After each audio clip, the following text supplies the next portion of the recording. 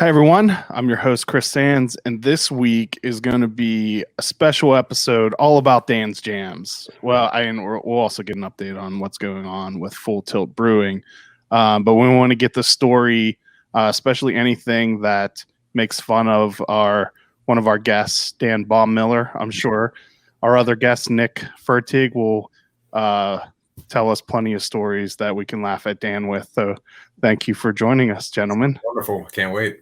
Thanks for having us. Don't worry, I got one for Nick that he's not going to escape. So. Oh boy! All right, we'll get to that. So I don't know where to start out. Do we want to give an overall how things are going at Full Tilt first, like just Full Tilt in general, or do we want to cover all the Dan's Jam stories first? So I'd like to just dive in real fast, just because I did the lunch stream or whatever you were calling it. So I can remember what we talked about, and it was I think it was right when we started delivering. Yeah, and Beer Me had just had been out for a few weeks, I think, maybe, and then we were full in COVID hell. Yeah, exactly. It was not great times, but and I stopped doing those because it was a pain in the butt. It was a lot of work. Right.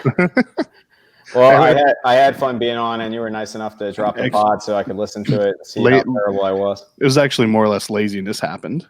But yeah, so I was updating, and I was just kind of lamenting on the fact that we couldn't do any concerts, all these things that I had planned, and that we were starting to deliver all these different beers, and that how Jordan and Nick had come up with this thing called Dan's Jams, making fun of me on what a stick in the mud I was on how much I just didn't care about sour beers. So I think I had brought you 2 crowlers of before it was even packaged or something like that. I think so. Yeah. Yeah. And I was just kind of this is going to be a thing, or I thought it would be okay, but it's hard to say if we made such great beers right then, or if we just got lucky for a change and we came out with a good product, but we hit it right in the height of the pandemic, and it was holy crap, everyone's just at home looking for a good beer, and we dropped them one. And then, so we did the 2 fruited ones, and then we did the malty berry, and then we had the gummy worm. I want to say those were in early May, and it just the gummy worm absolutely exploded. So really, what we've been doing since we had that episode we just keep jamming. I'm gonna use my my crappy puns. Damn it! I don't have that channel enabled. I even have a sound pad with a sad trombone and yeah. Well, damn it! I didn't turn that on. Jam on, Chris. Yeah. So we've been doing that, and then it's been nice enough. We've Baltimore City opened up, and then we closed back down, and then. Okay, I'm done. I just have someone follow me around 24/7 with that. We opened up, we closed back down. We opened back up, but we had max 25 people in the tap room. What are you going to do with that? So now we're back at 50%. And we're starting to operate somewhat systems normal, situation normal. I'm sure you can correct me on that, Chris. But the Dan's Jams has really taken off since. I think, I liked them from the very beginning, but I feel like it was gummy worms when it really took off. That's when I think a lot more people took notice. Yeah, I think you're 100% right. And the funniest part of it is the whole thing starts because these guys are making fun of me on that I'm really just not in the sours and I don't get them. It's not that I hate them. It's just that I have a sip or I have a half of one and I'm just yeah, okay, that was good, but just give me a regular beer. And so then they tell me that they're making sour gummy worms, and I roll my eyes and I'm just okay, sure, if you say so. And then I had the tester, and it tasted exactly like gummy worms. And then I had it off the tank, and they're this tastes exactly like gummy worms. And I just remember I guess people like thinking, I guess people want this. Like, I just didn't get it, which is the whole point, right? Like, I don't get it. People do. It turns out. Yeah, they do. So what is the capacity now that people can? I know we're in phase 3, but I don't know what that means. And is Baltimore still like doing something different than the rest of the state, or are you guys in line with everyone? So so right now, first question, 103 people is our number now. Our capacity is 206. But to be honest, with a lot of the stuff we have in there, with some barrels and some arcade games, which we can't use anymore because you're not supposed to stand up, you have to be seated. We end up right now, there's about 85 seats at tables in the tap room currently. And Dan was there, so he can speak to this a little better than I can yesterday. And apparently the tap room was pretty full at that point for the Ravens game, which is pretty cool. And to be honest, I mean, we weren't really, seating full or 50% capacity before all this anyway. On like a Wednesday night, we weren't sitting there, but it does make a really big difference between a cap of 25 people to 50%, which is 103 people. I think the first time we really felt that pain was last Friday, now 2 Fridays ago. They actually had to start turning people away because we had our 25 people, and we have an entire open tap room. And on top of that, we had to close at 10 p.m. and that was pretty harmful to our product for a little bit, and definitely some lost money. But it is what it is. It was frustrating to see the surrounding counties be able to go further, but at the same time, do we really want to push it too far? We don't want people getting sick, and we don't want to all this. So we just followed the rules, and to be honest, I don't even fully know where the rest of the state is right now. I know that they're in phase 3. To be honest, I don't know what that means. We're just kind of focused on what we can do. Anyone does anymore. I watched some of the last update, but to be honest, we're just focused on what we can do and how we can continue to operate but still be safe. So I think you asked some other things in there too, but I forgot. It was just because I know for a little while Baltimore was shut down more than the rest of the state was. Has that gone away, or is Baltimore still more strict than the rest of the state? I think we're pretty much caught up now. Okay. There might be a small change somewhere because I know when Larry Hogan came out and announced phase 3, Mayor Jack Young said, we're still in a pandemic. We're not even going until phase 2 yet until next week, which is now last week. So I think we're still a little behind, but the way it is right now is a huge improvement over 25 people. So we're this 50% number is what we are hoping to get to, like, kind of this whole time. So we can make this work.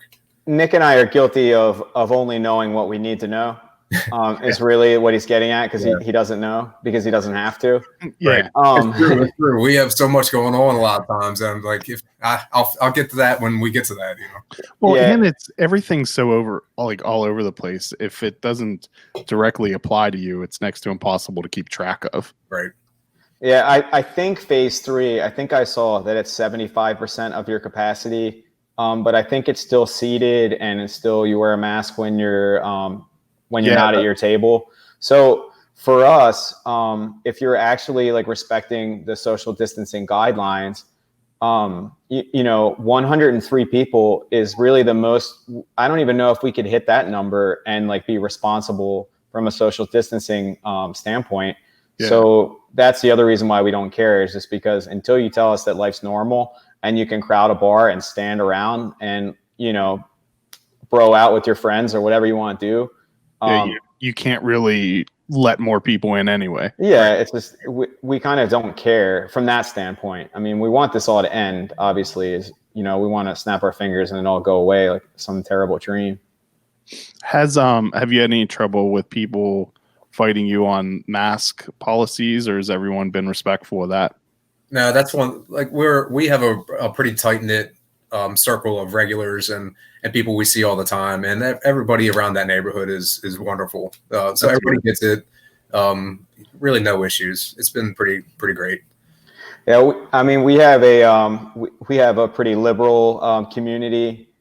liberal and educated, or not politically, but out by me, like in Carroll County, I've heard horror stories of people, talking about people's mothers and God knows, because they ask you to wear a mask. So, I mean, yeah, there's no shortage of videos of someone screaming at people that had told them that they needed to wear a mask to enter, as if it was a shock that was going to happen.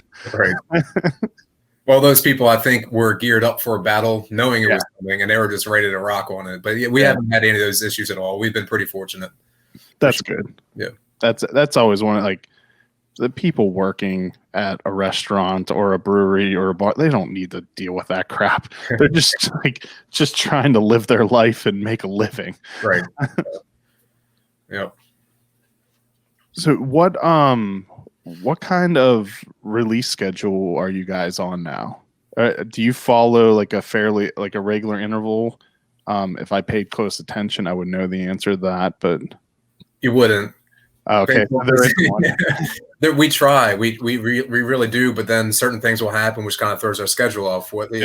This past week we ordered some yeast last week, and the yeast that we didn't think was coming in came in, and the yeast that we needed didn't come in until, so it kind of throws everything off. And we're trying to get to a point where we can regularly have a couple beers every couple weeks.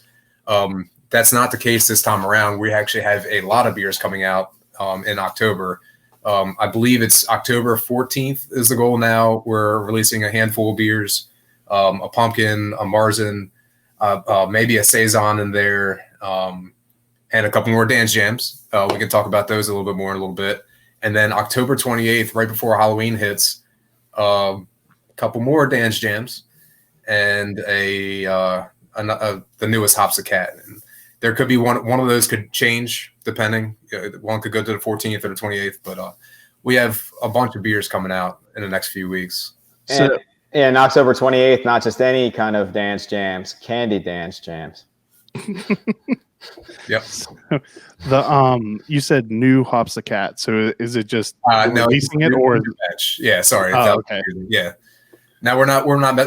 I'll put it out there. Jordan, ever since he came on board about almost a year ago now, he's been trying and begging us to tweak that Hops a Cat recipe, and I think he is making little changes along the way, and it's becoming a pretty nice product. Not that it wasn't already, but he's making it something that was kind of a modernizing flagship, but he's modernize it and make it just a little next level compared to what it was, which is kind of like a nice placeholder IPA.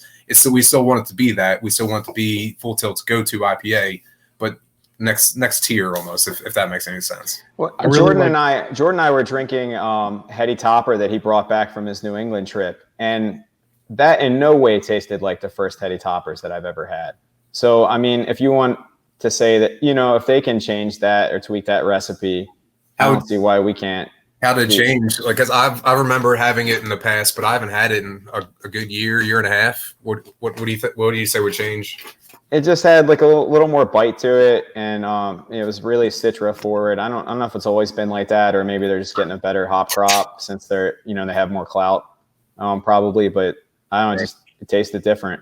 But and I was gonna say, when you're asking about the set schedule, we're so small and we have such limited space. Like when I'm talking like storage space, you show up at Full Tilt and you're at the bar and you look over your shoulder and then there's pallets of cans or there's pallets of empty cans. And, it's just a working factory. We only have so much. And then we only have so much funding. You know what I mean? If you had a huge space and you had deep pockets, you wouldn't miss deadlines. But people that don't have a lot of space and don't have a lot of cash, grind it out and miss deadlines like we do. So speaking of that, though, that's one more release that I forgot about. We've had a barley wine aging for a while now. So it's going to be called Ichiwama, which in Ewok is wow. So that we have it's a lighter edge of it. It's a 10% barley wine, so more approachable than 13, 14, 18s it might be. But that one it'll be one of the two, the 14th or the 28th. Yeah. Chris, I'm sitting here in a Willy Wonka hat and coat, and Nick is speaking Ewok. So we're pretty cool. Yeah, definitely. You were two people to look up to. Well, I'm actually a little upset now because Dan pops in with the wonk outfit. I have my Oompa outfit in the car, and he didn't let me know ahead of time that I should dress up for this.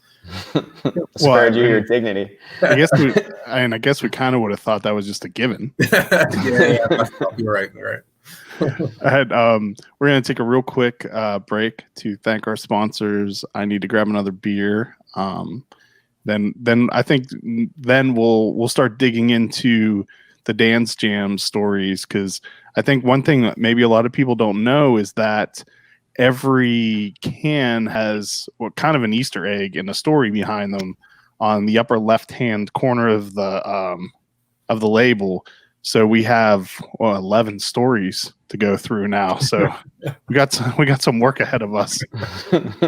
So we will be right back. If you haven't heard about our beer dinners, well, now you have. Typically, the last Tuesday of each month, we partner with a local brewery and craft an exclusive 5-course dinner. Each course is thoughtfully paired with some of the finest craft beer available. You'll meet the brewery, enjoy memorable pairings and service, and have a damn good time. Like us on Facebook to stay in the know when tickets become available, because they will sell out quick. Idiom Brewing Company proudly offers delicious variety of beers to satisfy the most discerning taste. Best known for their wide array of IPAs, delicious fruited sours, and robust porters and stouts, Idiom Brewing Company offers a delicious variety.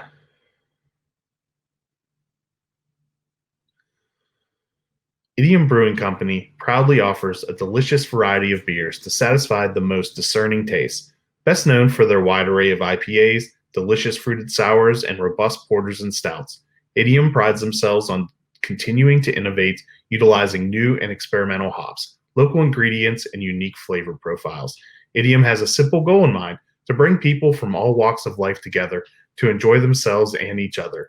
Idiom Brewing Company is located in downtown Frederick, just south of the intersection of East Street and East Patrick Street, with ample seating and directly on Carroll Creek. So it's actually a shame. If I would have thought this through, I could have taken a photo of each corner picture so that we could I could have put it up. Although, I mean, the vast majority of people listen to this and not watch the video, so it really wouldn't do much for those. To be honest, the biggest thing is going to be I need to be reminded what we put in each one. There's been, like you said, so many now that I don't even recall. I have the album like right next to me. Like I can like you just be like, hey Dan, explain your mockery on these cans. Are we live? Yeah. Well, we're not living, but we are back from the commercial break. Can you use a little heads up? Oh, well, I mean, I said we're back. I'm glad we didn't say anything weird.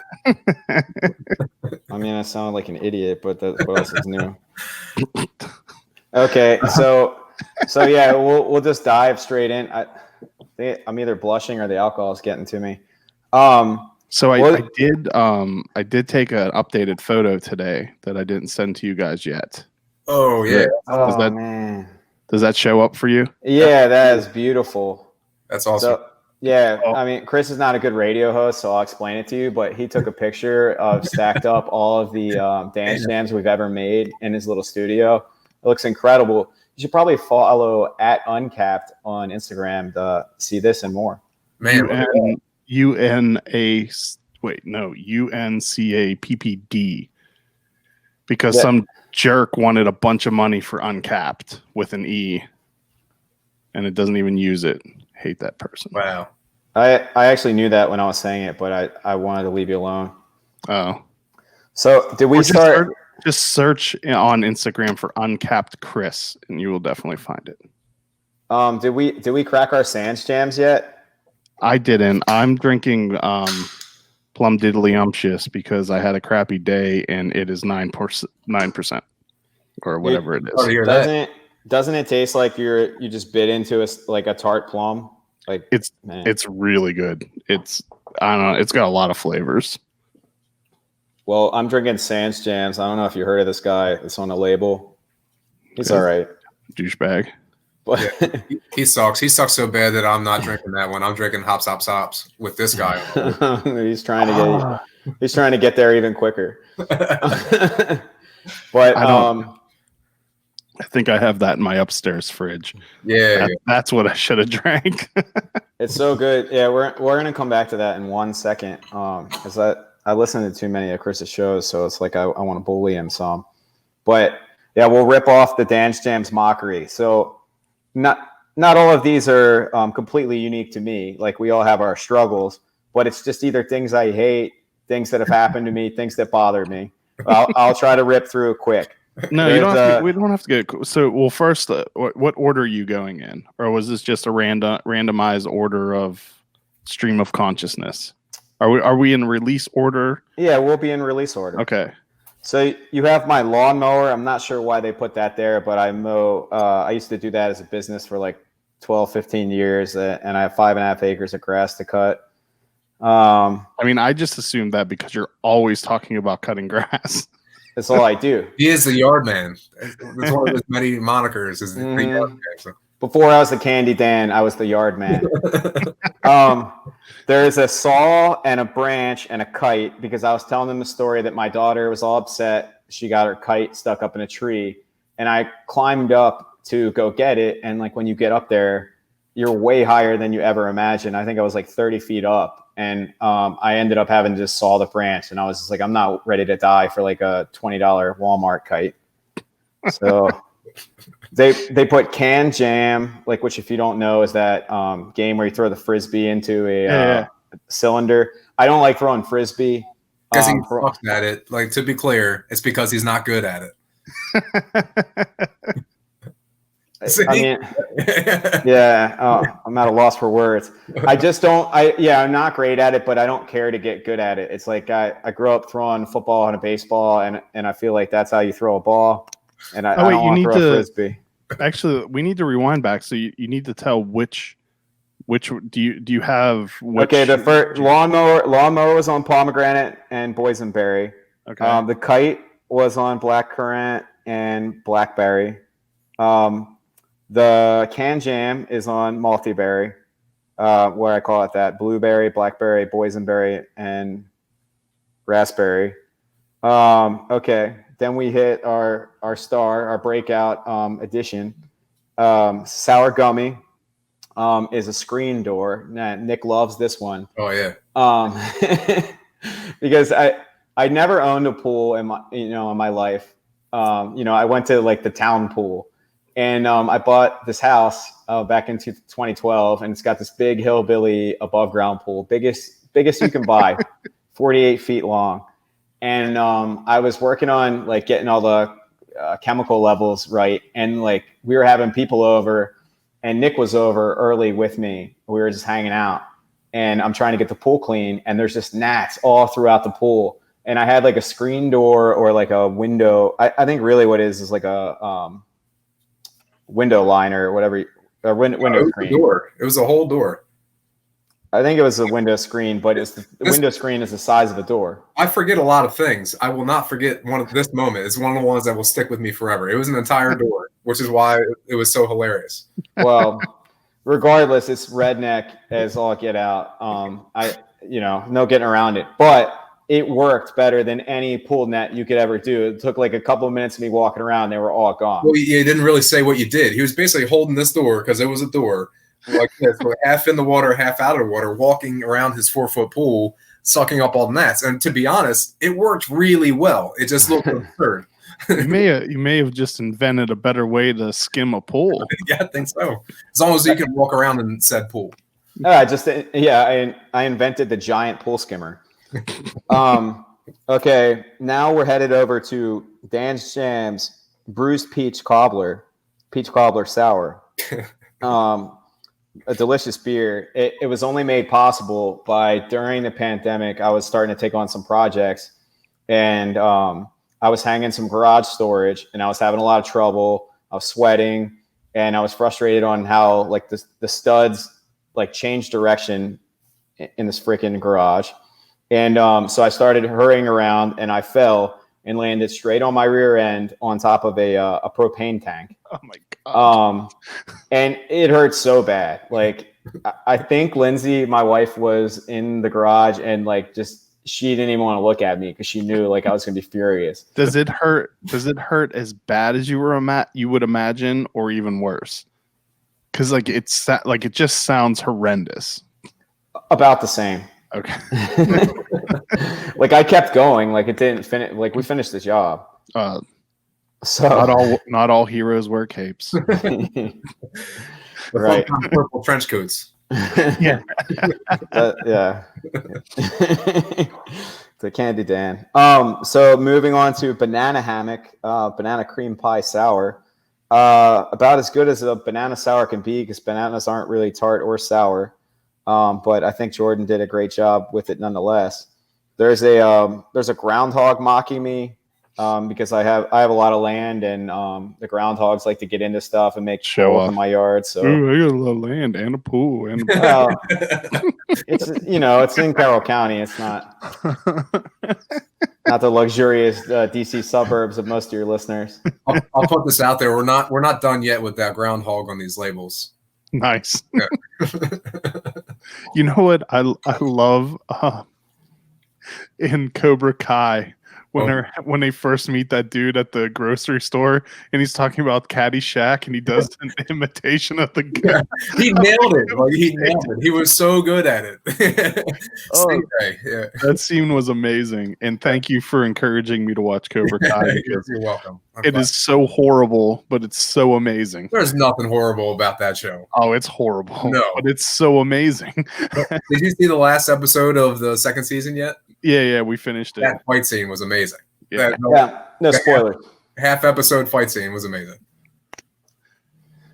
All right, so wait. Real quick though, of those two releases, I didn't think that the banana cream would be good. In my mind, that was going to be disgusting, and the peach would be like by far and away better. The peach was good, but the banana cream was amazing. I'll be honest. I thought I don't know, each of these. I don't know that I would sign off necessarily if I was like, that's not gonna be good. The banana I thought was gonna be good from the start, but that being said, it exceeded my expectations. Like Dan put it, it's not a tart or a sour kind of fruit, and for it to come out like it did was just, it was awesome. We couldn't have been happier with that one. Well, let's talk about that. We used when we first started, we used 2 or 3 times the amount. Actually, yeah, go ahead. I was going to say no. We got to go back to the stories, but I'll rip it off fast. Yeah, it makes more sense to tell this now. Yeah, we used 2 or 3 times the amount of banana that we used in Go Banana, which is like a hefe that we actually put bananas into, just because it made hefe more interesting and Jordan wanted to. But then we tasted it and we're like, I don't get enough banana, and then we like about doubled that up, and like. Still some people are like, I don't get banana, but I mean, at a certain point, if, we should just stuff a banana into a can, because that's all you can do. Well, at that point, you just ask the person, are you able to taste banana? In general, do you have COVID? Can you taste anything? So, all right. Well, so then we did BAM's Jams in honor of the Brewers Association of Maryland. We talked about that a lot on social media, but never on the show. We put Kevin Addix, what's he, the director of executive director of BAM. Yeah. We put Kevin on the, everyone knows he's the man. We put him in a unicorn floaty. And we looked through his Facebook profile and he had this one picture, like making this dumb face with like his, hi, my name's Kevin tag.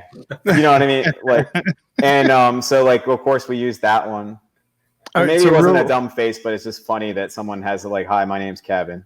So, for that label, so when you send them to, which we need to give Scott or Phil Pilgrim shout out, because he does an amazing job on the cans at Art and Ale on Instagram.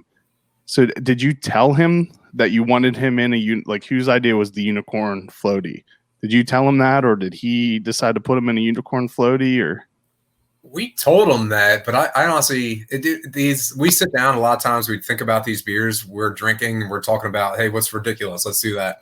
So it's hard to like place where exactly or how it came to be. But I think that was one of the earlier things we agreed on before. Like I think even the ingredients, he needs to be in a unicorn floaty. I mean, like that made the label. Like I don't think the label, like it probably would have still been cool, but that made it just awesome. Yeah, and then Philip again. We can't. So we started with Philip a while back. Now we've done just a bunch of beers with him, and we were kind of toying around with some other artists, and we're doing him, our standard format guy artist, and this other guy, and then just more and more we're looking at these labels, and we're like, we don't need anything else. Like this kind of is Full Tilt at this point. And every once in a while, like the Patterson Pumpkins coming out and our Oktoberfest coming out, those are kind of like core, if you will call them that, so they fit our core branding. But other than that, man, we love what Philip's doing, so we're gonna keep throwing stuff his way, and he's just killing it for us. Wait till you see the Ichiwama label, the barley wine. It's awesome. Yeah. Well, so I was looking. I never thought about this until now, but there's really no mockery in BAM's jams aside from the blatant disrespect of where we took brew for BAM and we spray painted over it BAM's jams. Because I thought that was the perfect way of doing that, though.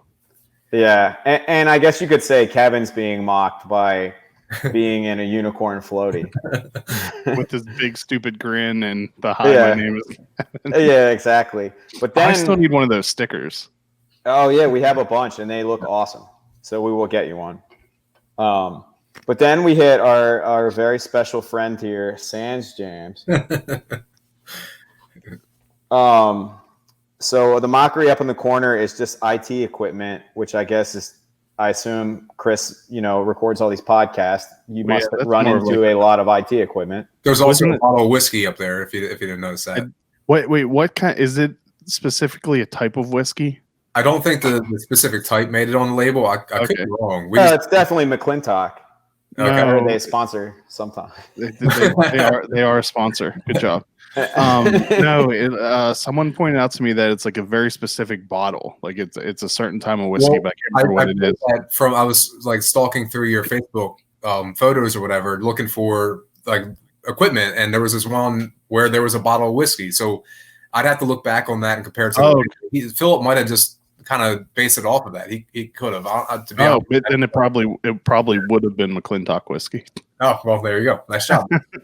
I heard it's the best. I heard that is good somewhere, especially the hopped one. Even though you didn't like it.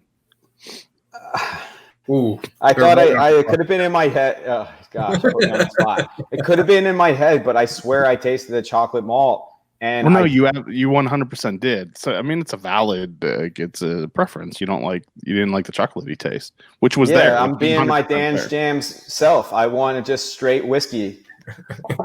Like hopped would have been cool, but anyway, I want the non-chocolate grain version.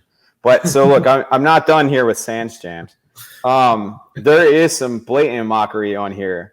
And the one, we're not going to go back. Y'all are going to have to go looking through these labels because they put me, it started off with Pearl Jam shirts because everyone knows I love Pearl Jam. And then I think they dropped me in like Foo Fighters t-shirts and a couple other bands that like I actually like to listen to.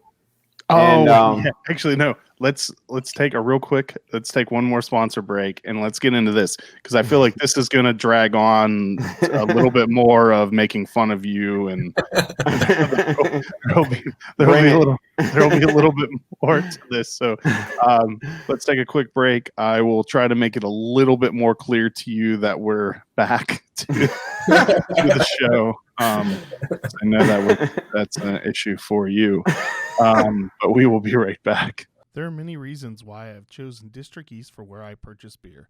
I love the flexibility of being able to make a custom six-pack or take home a crowler from one of the 8 beers on tap. Their friendly and knowledgeable staff do an amazing job at keeping a diverse selection on hand. You can even purchase artwork from the monthly featured artist. District East is located on Northeast Street in Frederick in the same shopping center as Family Mill and Rockwell Brewery.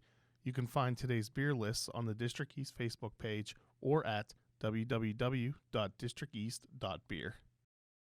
I'm excited to announce our newest sponsor, Vanish Farmwoods Brewery. Vanish is a brewery and entertainment complex located on a 62-acre hops and apple farm in Luckett's, Virginia, just 20 minutes from Frederick, Maryland and Leesburg, Virginia. With over 20 beers on tap, a selection of wines and ciders, along with multiple food options, there is something for everyone. Vanish has live music on Saturdays and Sundays and a wide variety of special events. Go to vanishbeer.com for information on everything they have to offer. Okay, Dan, we are now back to the episode. Talk real slowly so that I can understand. I agree. Does that mean we're live or we're just recording? Well, we're not live. Okay. Which I mean, that is the sub name. Ah, damn it. We're doing it live. There it is. It cleared up. Yeah. Well, it's because this camera tries its hardest to focus on any faces it sees. Mm-hmm. So the subtitle for Sans Jams is "Doing It Live." We just wanted to make this title as long as possible. Sans Jams, Doing It Live, Pineapple Mango Crisp Sour, brewed with pineapple, mango, vanilla, and cinnamon. It's a good thing you don't have to pay by the syllable when you're. So these things are kind of evolving as we go. The first few that came out, besides the gummy worms, it was just like it was Dan's Jams and then the ingredients. And then Jordan, I agree with this. And I like this. It's fun. He says like, all right, let's do the ingredients, but let's also do a subtitle. Let's call it something. And I think we're starting to have some fun with that. And then you're just going to see some things like in the nerds, you'll see, or the geeks, whatever. You'll see Dan actually has glasses on in those too, and the glass part of the glasses are reflective, like the metallic print. Yeah. So there's little things we keep like toying with and adding as we go, and I think it's going to evolve into something pretty cool. Well, so yeah, Dan, on Sans Jams, what's the thing on there that's mocking you? So they dropped me into a shirt with a Nickelback album cover on it. And I have a complicated history with these guys, and it's not complicated. It's pretty straightforward. Dan's like the biggest Nickelback apologist I've ever met for the weirdest reasons. I thought you were just going to go straight in and he's the biggest fan. I said everybody in 1999 or whatever year it was, like, this is how you remind me, or whatever the title is. You all know the song, their very first single. But then after that, they got overplayed, and everyone got sick of them, and they've become a meme.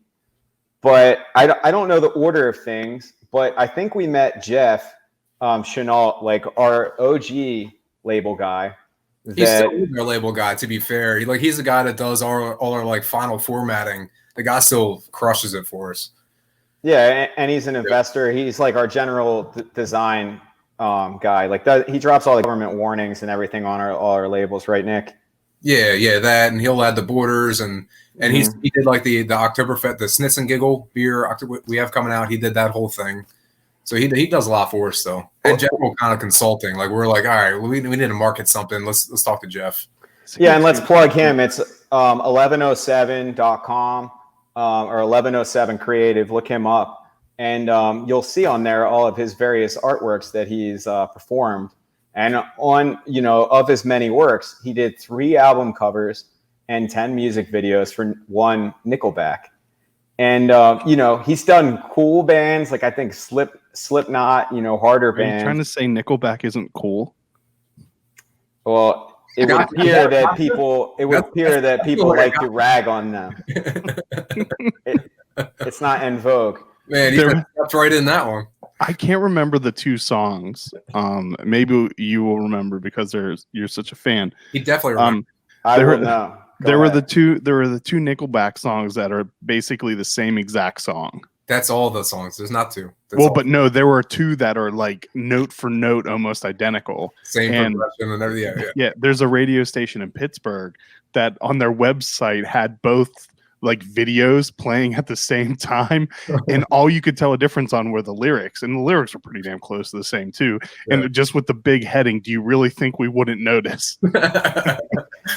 Well, that's part of the problem. Is the general population probably didn't notice, and they were just like, "All right, this is pop rock. This is what we have to listen to now."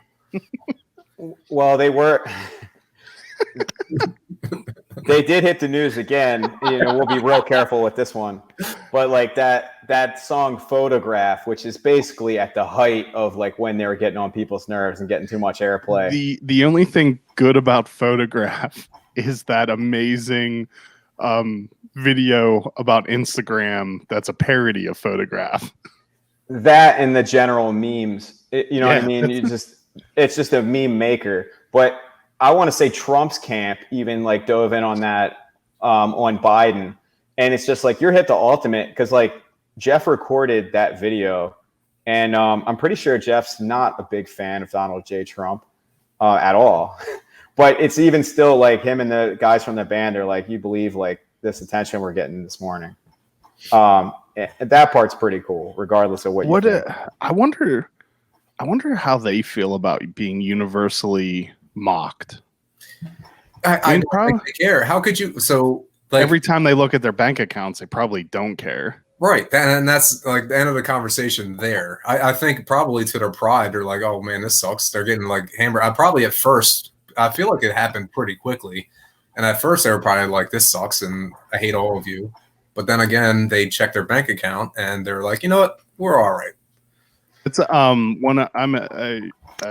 don't think it's a super big surprise to people. I'm a huge Kevin Smith fan. And one of the outtakes on the Chasing Amy DVD is their the two lead characters are at a comic book shop and they're buying the second issue of their comic after like the first one was real popular, and they go out to check out, and Dan, damn it, no, how can I not remember? Well, anyway, the clerks are there, and what they say, like they start just laying into them about how bad the new comic is, and it's almost a word for word review of Mallrats that someone left about Mallrats. So they go outside the store and throw a brick through the front window, and he's like, call the cops. He's like, well, no, there's a blank check on it. It says, P.S. I'm rich, asshole. Yeah, that sums it up. But going back to Jeff real quick and his relations to Nickelback. So he did have a lot to do with Nickelback, and he did a lot of stuff. Here's where I think they made their fatal mistake, probably one of many. But they signed on with Roadrunner Records, who at the time was a very heavy metal, hard rock driven record label. And then you get Nickelback signed up on them, and then they start pouring all these resources into it. So the heavy metal, hard rock community starts like getting all over their case, obviously. And it just, so they started the criticism of them, and then it just kind of piled on to the general public. Look back and like research whatever, but I think that honestly had a large part of it. But I mean, really, the hard rock, heavy metal community is not nearly as big as the general pop rock community. I don't know how one blends into the other in terms of whatever, but I think it didn't help them to sign on to a hard rock label. Yeah. Well, Dan, you probably think this is a travesty, but they've only ever won a SOCAN International Achievement Award. What does that mean? I don't know. I'm going to guess it's kind of like was that Southern Cancun? I don't know. Like Uncapped Magazine won MDDC Press Association Award. I'm going to bet it's on the same pair. I think aren't they from Canada? Yeah, they're Canadian. Yeah, they're Canadian. Southern Canada, maybe. Are you saying that they never won a Grammy? Yeah, because that's basically what I was looking up. I have no idea. I'm not a real fan, but what back to the point.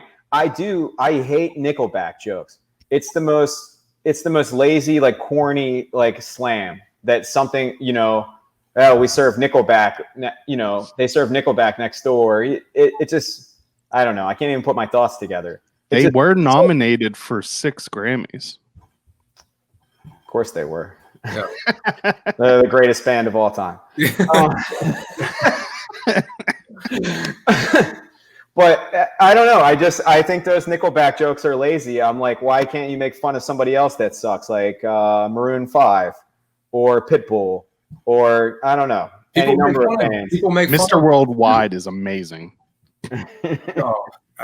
People make fun of them as well. I think Nickelback is the bigger target for that because they suck even more. The problem is, so they suck. It's relative when in terms of talent. They probably are talented. They can play the notes that they're told they're supposed to play. I don't think they're any of those notes. They won 2 MTV Music Awards, Nick. That's pretty cool. I'm not gonna lie, but MTV also sucks now. So what does that say about them? They did not win the Nickelodeon Kids' Choice Award that they were nominated for, though. That's surprising. Those kids don't know anything. All right, so this episode is going to go on like 7 hours. Now, Dan's kids, they would have voted for him. I don't think they know any Nickelback songs, to be fair. Yeah, right. Yet. He didn't know they were Canadian. Like Dan knows all about them. My kids are Weezer fans now. My daughter joined a band with the Frederick School of Rock, or I don't think that's the exact name, but like one of those types of things. And their song that they're practicing is Buddy Holly. That's awesome. So there's a lot of Dan's wearing Weezer like is a real thing, like around the country. So it probably is. Yeah, and Dan is wearing Weezer shirts in the Nerds. I know. I pointed that out to my daughter when I brought them home, and she thought it was awesome. Is that also like a force, like a segue into like let's stop talking about Nickelback now? It's a transition. Yeah, it was a transition onto Tropical Punch Sour Dan's Jams Geeks, which is it looks like something that resembles Nerds, the red Nerds with some blue Nerds sprinkled in, and there's back to the mocking. There's a grain barrel that's spilled out, and it says Benninghouse Road. Benninghouse is the road that our loading dock is on, and I'm the one that lives in Carroll County and has in-laws that own a cattle farm. So I'm the one that gets stuck with driving to grains pretty much all the time. And Can you eat some good beef? If we plan really well, because I don't even get as much as I'd like. It's kind of frustrating. My grandfather had a farm as a hobby, and it was basically just to raise cattle to eat. I mean, that's almost a farming joke in itself that it's all a hobby because you really can't make any money doing it. But unless you got big money. There for a second. But so anyway, you got Benninghouse Road sign on there. There is one story in particular where we spilled the grain barrel in my truck bed. We spilled it on the road, and I jumped off the truck bed. And I landed on my feet, and they just went straight out from under me. And I landed straight on my back, my head, and just like completely starfished out into the road. Thankfully, no one was watching, but my God, did that hurt. So, man, I wish you had security cameras that pointed in that direction. Ooh, we do. We don't know what to say. Yeah, actually, we could figure this out. Our landlord does have security cameras that point right that way. You'll never find out when. Yeah, so Dan says. All right. I just added a task to myself. We'll see about that. Yes. So actually, I could believe you. One other thing, so I want to say I wasn't there for this one. I will say I think I've actually spilled more grains than Dan has. So I will admit that in that same road. But the one tumble that probably resembled how he went down here was back years ago when I was stationed up north in the Navy, and Dan and our other cousin Mick Dan would come up and visit me, and we would go snowboarding. And I saw Dan. I don't even know how to describe the fall. He went down, going down the mountain, and hit his head like it was backflip head first. Boom! He came up like a champ, and so went down the mountain. But that's how I imagine he slipped and fell on this pile of grains on the Benninghouse. It was probably amazing. It was not as bad as that. My head was bleeding on that time you're talking about. That was terrible. I was much younger and didn't care. Back to Sans Jams with you wearing the Nickelback shirt real quick. This just keeps getting better and better. The beer or the beer? The Nickelback part. Yeah. Okay. But the beer itself, I haven't had one. I think it's probably in about 2 weeks now. I drank a bunch of them while I was camping, but it just keeps getting better. That's the most positive review Nickelback's gotten since 2004, and they didn't even do this beer.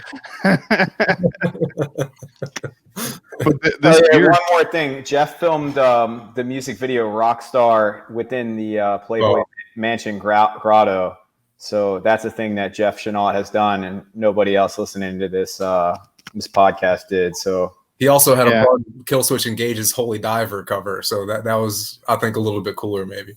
Did Jeff ever film the Candy Dan? Not yet. Well, so what's Jeff done with his life? Excellent point. Yeah. I'm sorry. I got nothing. Filmed Meet the Candy Dan. It definitely hasn't. So, but yeah. I mean, Sans Jams, like Chris. I listened to all of his episodes for real, because I have all this grass to cut. So not because they're any good. No, they're great. But I like hearing about, the local beer scene, and Chris does a great job on the show. I tell him all the time. But I want to say your favorite fruit to brew with is mango, but you also like pineapple. I do. And then Jordan, if I'm remembering correctly, Jordan found this dessert, pineapple mango crisp online. He's like, this would be awesome to make. And it all kind of happened within 5 minutes of a chat. And it turned out to be one of the best, I think the best pastry dance jams that we've made. I think it's amazing. Yeah. I'm looking at, I didn't grab that in my quick stash run. I'm jealous. I'm trying to think of what my favorite one is. And I don't want to say it's Sans Jams because it feels so self-serving. But I really legitimately think it may be my favorite one. There's no judgment there. There was no judgment at all. That's a very good one. We haven't gotten to it yet, but Plum Diddlyumptious was amazing too. Oh, yeah. That's the next one. I mean, by Untapped, which all of the world's finest opinions live and reside on. It's the only ones that matter. It matters a little, but Sans Jams is the second highest ranked dance jams that we've ever done, behind Gummy Worm, which is almost cheating. So I would say, by that standard, it could be one of our best dance jams, or the best, depending on your perspective. It's high up there, man. I'll tell you what. So I'm a very sweet candy driven person. So I love the gummy I remember the first time I tasted Jordan's test batch in the Crowler, and I know my eyes popped open. I'm like, this is it, man. And so that was great. But that plum, man, that's something new and something special. It just blends so well, and it's just along the way, it was hard for me to see it. I was tasting off the fermenter. I'm like, okay, I can see this. But once it was carbonated and served, and the Plum Diddlyumptious it's incredible. So Plum Diddlyumptious, I cannot even say it. Must be hammered off Sans Jams or Sans Jams, excuse me. But it is the first jammiest of jams, which is what Jordan wants to call kind of our revved up version of the dance jams. So the standard dance jams. Yeah, the standard ones sit at 4.5. Jammiest of jams Stop touching the microphone. He was doing so good. Thank you for yelling at me. I was scratching myself. Whoa. Yeah. Sorry. Nowhere weird, I swear. Anyway, so the jammiest of jams sits at 9%, or that's the plan for all of them. So it's definitely a lot stronger. Jordan's trying to get it. Start for a podcast on. Yeah. So the dangerous part of me recording these at home now, I don't feel like I have any obligation to stay sober during them. Have you found that to improve or degrade the quality? I don't know. I guess the subscriber count keeps going up, so I guess maybe. Then. So either people are laughing at me or they're enjoying it, one of the two. But I don't care. Yeah. I'll take either one. I think it's mainly because I keep sharing your episodes into the Maryland Beer Drinkers Club, the other greatest place on earth. That's actually 100% of what I attribute all of my success to. Yeah, and I'm helping you gain followers like you wouldn't believe. So in Plum Diddley, they got me, or the Mockery up in the corner. This one has a million layers. It has a box of CDs. I won't totally dive into this story, but someone might have left a box of CDs at the brewery, and there might have been like a whole lot of drama about it. And I'm just going to leave that one alone for now. But it's probably forever, I would say. That's one we're not probably going to explore very much publicly. I feel like that needs to be explained further. Absolutely not. I think probably not. Yeah. I'll put this out there too. I think maybe we also glossed over some of the details in the other ones, and maybe not, and maybe that's just for us to know, and you guys to wonder what actually happened. Someone that I've been an associate with before might have left a box of CDs at a certain 5604 York Road, and it resulted in a bunch of drama. And they're still down in my basement. I could go get them right now. I won't. We glossed over something else too, meaning we skipped completely. I feel like we have to call out Ryan Cooper real quick on the nerds or the geeks version. Yeah, we did. Yeah, we forgot Blue Raspberry. Yeah. Oh, I thought you were just going in a weird order, like doing one geeks and then that other geeks. But I just want to make sure we call him out because so he was the general manager that we opened with. And he was a personal friend from a long time. And it was his idea to do this beer for the longest time. I don't know that it was necessarily a sour, but it was brew a beer based or inspired around this candy. And we were just like, okay, we'll get to it. And it just never happened until it finally happened. And so he's the guy he's in the upper left-hand corner looking at his watch because he's been asking almost weekly since day one of our opening, and we finally did it. So he got his cameo and label there. Man, the Candy Dan has never looked so good as while I'm talking.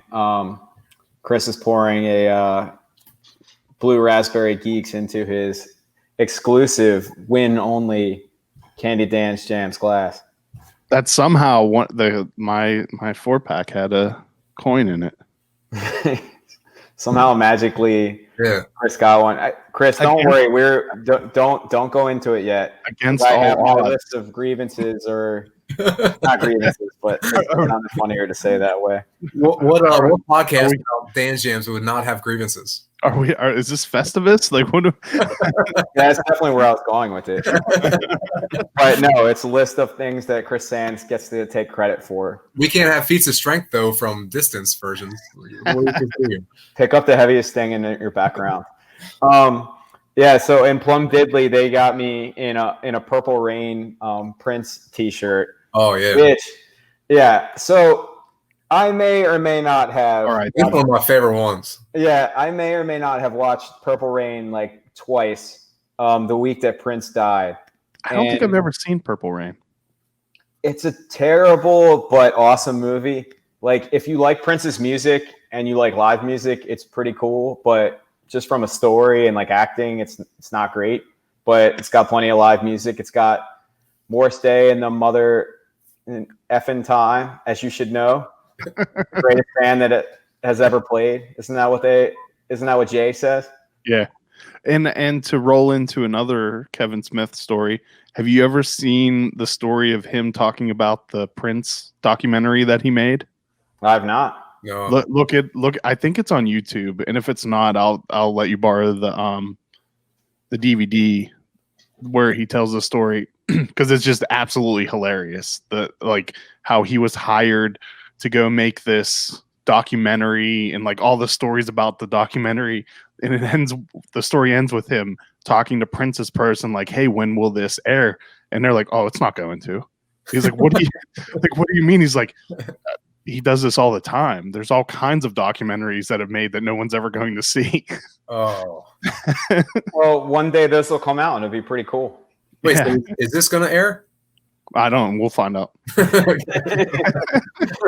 got to prove ourselves. But yeah, I may have made my wife watch Purple Rain. I'm pretty sure it's recording. Yeah, I may or may not have made my wife watch Purple Rain, and then me. Like No, I was say earlier in the week, Okay. and then we came back. We came back after an event at Market Tavern in Sykesville, and Nick and his wife Lindsay, because we only marry people named Lindsay. Is that a family rule? It's a hard rule. Yeah, hard rule. I put it on again, and I may have had too much to drink at the event that I Did was you not cry? ready to come. Huh?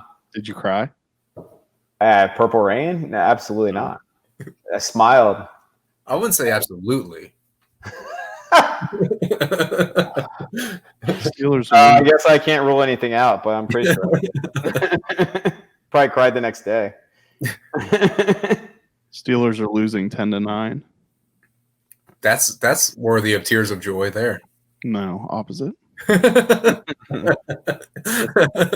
It's early. It's got to be first quarter. Anyway, let's not live tweet the Steelers game. So I think we made it through all of the mockery of those labels, did we not? So let's move yes, on. we did. Let's move on to a very special list that I've written up a couple weeks ago, and you're gonna have to help me, Chris, because lately, like Chris and I, during this quarantine, we've been talking too much, and so a lot of people give me ideas like you would not believe. Like everybody I talk to is like, My wife mocks me every time. She said, "Who are you talking to?" It's Dan. Okay. She makes some kind of snide comment about you being my boyfriend or some other. You should not have drank the plum first. Well, I'll say this: you're gonna really look forward to Dan's yams some point down the road. Yeah. So anyway, I receive a lot of not anonymous, but I just, hey, here's a candy you should use. Here's a thing that you should do. And they just never stop coming. But I do have a spreadsheet and I do add most of them. Some of them are just completely terrible. And I'll probably tell them that I added them. What's the worst idea you've been given? For a dance jam? Good question. Yeah. Pineapple and mangoes. Send them into another weapon. I honestly I can't remember. They come in all the time. I don't know. I have to pull up my sheet. Probably just something that's not sweet at all. I don't know. But so list of things. So the point is like I'll tell you something and you're like, yeah, I'm pretty sure I'm the one that told you that, or I'm the one that told you. And I'm like, yeah, I don't know if you say so, Chris. So I'm trying to start from the top, but I will say Chris was the first person that told me that Dan's Jams was a really big deal. Like he was just like, no, I'm telling you that like I think it was before Worms. Or like right at that time when the hype was building. Yeah. You were just like, dude, I'm telling you it's a big deal. And I'm like, I don't know. Because the whole basis of it is that I don't get it. So like I don't see it. But Chris was like, I'm telling you, this is going to be your thing. You guys are about to pop off with this. You know, Full Tilt's on the rise. And it's really nice for someone to say something nice to you, but I just don't understand. So I'm just like, oh, okay. And then, we had the gummy worms thing happen and it kind of popped off. And he's like, see, I told you, like, it's building, like you really have something. And I'm like, I don't know. I guess maybe we do. And you're like, you should make some Dan's Jams glassware. And I'm just kind of like, yeah, there I am. And I'm like, yeah, I guess. And I remember I shared it with Nick and Jordan.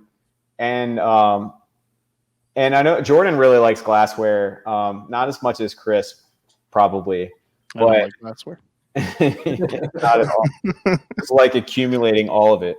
I bought an awesome one today with Einstein on it. Some woman in Washington, the state, that made a glass, and I have a problem.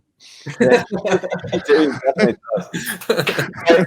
But you send Chris a beer, and you can bet that he has the most perfect glassware for that exact beer. Like I was telling him the other day, like I remember I sent him Boom Shakalaka, and he had a Space Jam's glass. And this was before like I knew about Chris's glassware obsession. And I was like, wow, that's really crazy that he had that. But now I realize he has everything. Much to my wife's chagrin. That's right. All right. So you get credit for thinking of the glassware. Which I'm really glad that I suggested to you, not only because I think the glass is awesome. Do you have any of these left, or are they all sold out?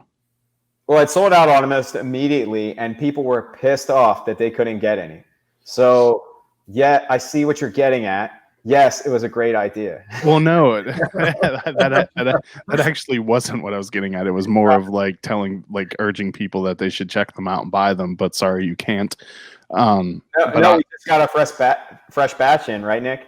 Yeah. Oh, okay. Oh yeah, we got plenty now, so we're good to go. That's not so much. But the Sans Jams was born from my suggestion of the glassware, because I remember you telling me that you went back and you were telling Nick and Jordan that I said about me suggesting about the glassware, and that's when Jordan came up with the idea of making Sans Jams.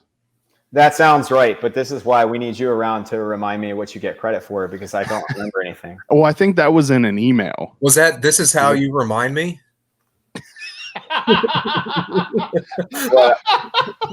what I really am. Someone play that song. Everything goes back to Nickelback with Dan. Next thing, Dan's gonna be whipping out photographs and telling us how he was a rock star or some shit.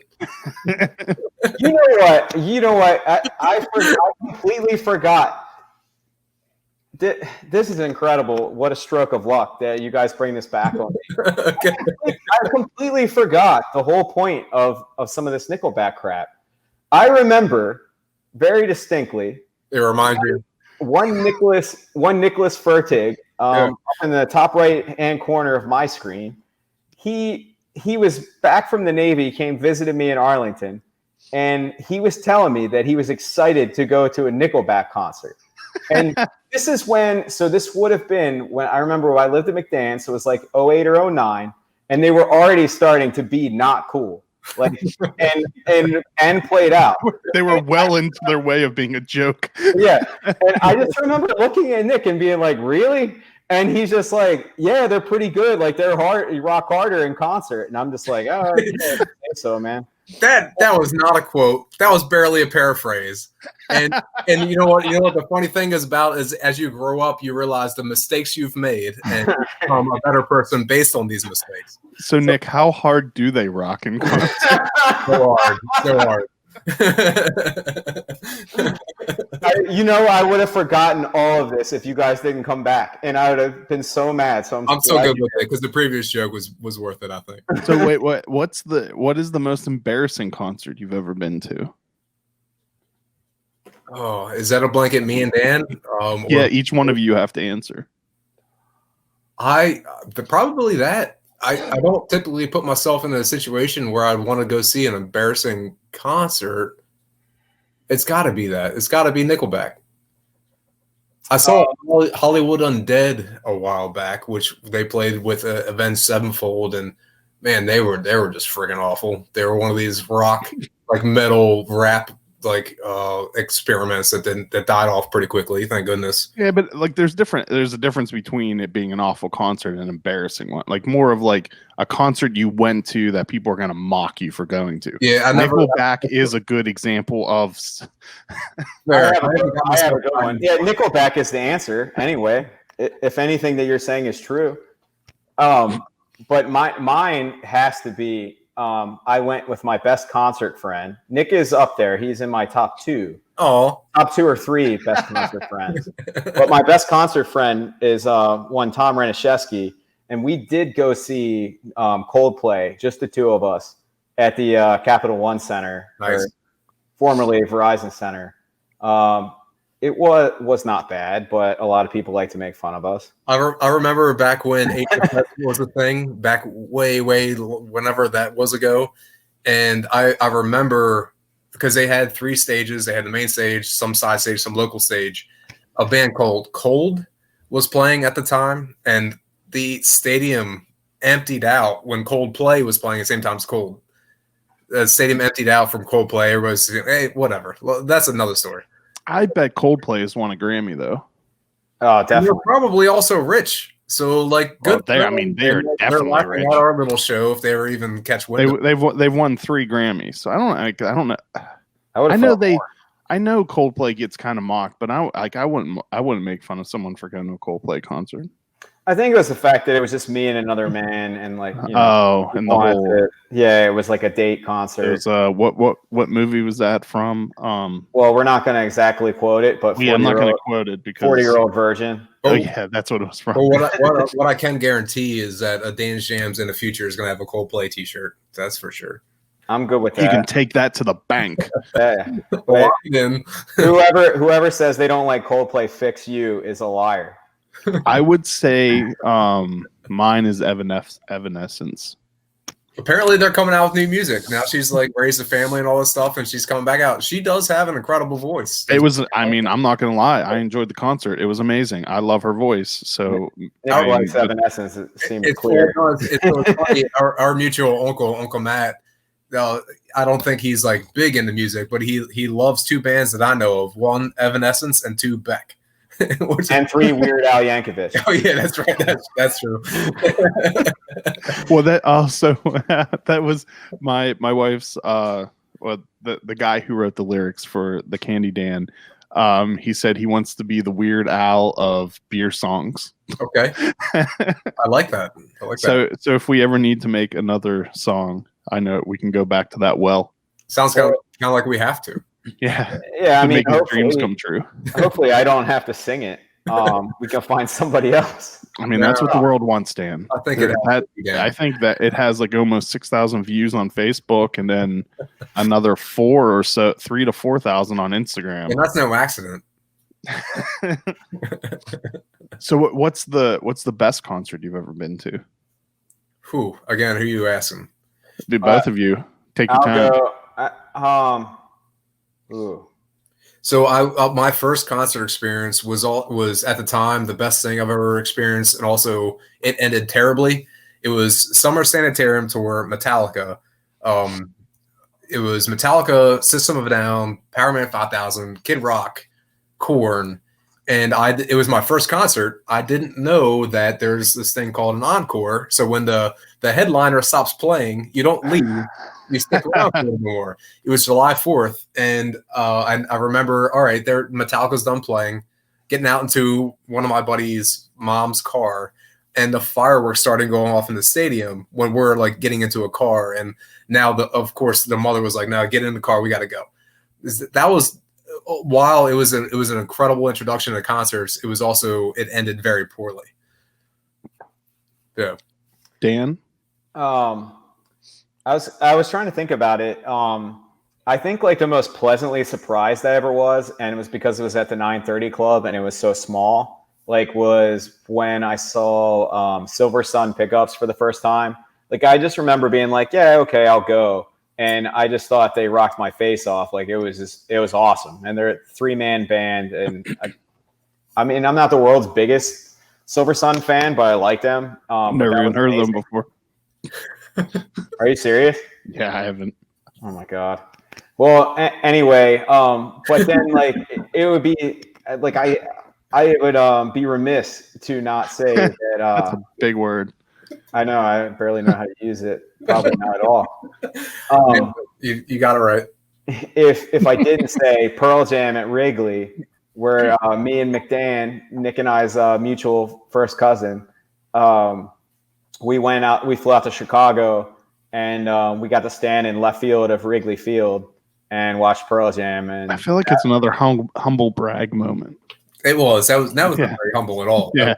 Yeah, actually just straight brag. That was aggressive. I mean, I paid a lot of money. I paid a lot of money to do it, so I mean, you all could have too. So the first concert I ever went to was Chicago. The city or the band, or both? The band Okay. in Pittsburgh. I went to Chicago in Pittsburgh. Okay. But the second concert I ever went to was Pink Floyd.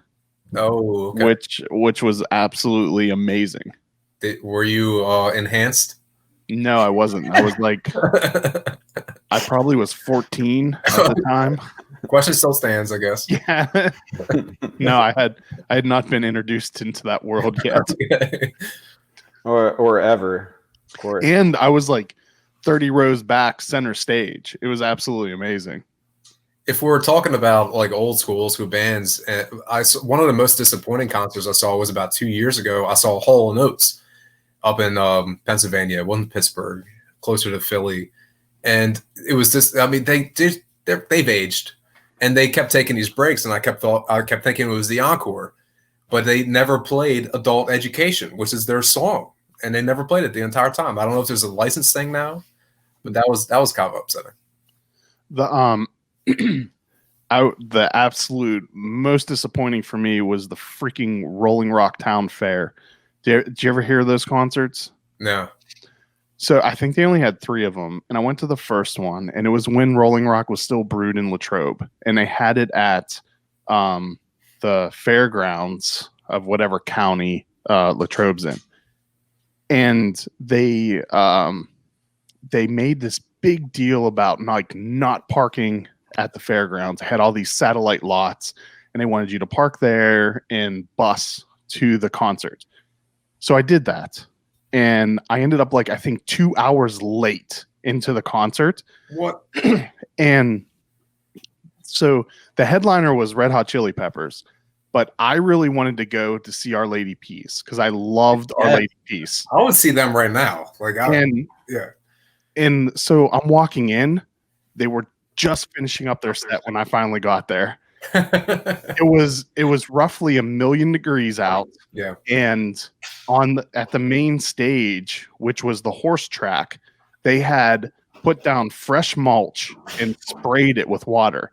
It was one of the most repulsive smells I've ever experienced in my life. I started to gag, and we left. I was so pissed off. Wow. Because you missed Our Lady Peace. Basically, yeah. I was so mad. I walked out 2 songs into Red Hot Chili Peppers. Yeah. That's funny. So I think I've made it through everything that you deserve credit for. But I probably left some off, so feel free to dive in. What I don't think that we've talked about at all is it's really the Candy Dan video. We didn't talk that much about it. Do we want to play it? We can play it. Yeah, I guess you should. We need to put that in there. Yeah. Who can take a gummy? Oops. I'll re-enable the microphones. Sour in the kettle with a nerd or two. The Candy Dan. The Candy Dan can. The Candy Dan can, 'cause he brews his ales with love. You guys can unmute yourselves if you want. Good. Who can take a sour? Nectar of the gods. When it hits your tongue, all the world applauds. The Candy Dan. The Candy Dan can. The Candy Dan can, 'cause he brews his ales with love and makes his jams taste good. The Candy Dan makes every beer he brews quaffable and beerlicious. All day long my mouth just swishes with my grown-up craft beer wishes. I'm so bummed. I thought I could unmute you guys so we could do the director's cut of it, but it's Welcome, my friends. Welcome to my brewery. Would you come forward, please? I brought you all out here to tell you about my golden ticket contest. We'll be randomly hiding golden coins under 4-packs of our Candy Dan's Jams releases.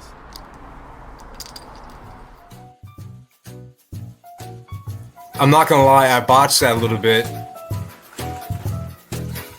I could unmute myself, but then I had to run and get a charger. I'm down to 5% on the laptop. I mean, I cringed the entire time we watched this video. Oh yeah. You probably couldn't hear me, but my favorite part of the whole thing, I think, is how on tempo we start. It sounds so good. It's just, man, I can't even lie. My singing? Yeah. Oh yeah. The singing with the music. It's perfect. It's angelic. Oh God. It's pretty amazing. So it's funny. Like Dan and I were in it, right? And it took me like 3 or 4 watches until I saw all the little like cameos in there and all the intricacies. I guarantee you there's people out there who watched it a couple times, haven't seen it all, including Dan's cane break, which was not planned. Someone did point that out, though. Yeah, they did, which was impressive. Yeah, it's a real shame too because it was a nice cane. I still have it out. Was it? I want it. I mean, I have some Gorilla Glue wood glue. We can fix that up for you. Yeah, I think we Drill have some that. holes, put a dowel rod in there. Fix it. All right, maybe I should give it to Chris. If I want it done right, I'll give it to Chris. Otherwise, let me do it, and I'll do a terrible job and hit it with electrical tape. But, Was the video my idea? I feel like the video was my idea too. Yeah. I was going to go there. I like to always go from the top, and then I talk forever. But I want to say the queen of Maryland beer drinkers herself, Irene Hepler, and her many admirers within that ridiculous group. She said something to me one time, like, well, as long as you like keep wonkaing beers, like you guys will do just fine. And she was a huge fan. Well, she is a huge fan of Dance Jams, and she was a huge fan of the gummy worm. So really, she was like just encouraging us. And I just love Willy Wonka anyway because the movie's awesome.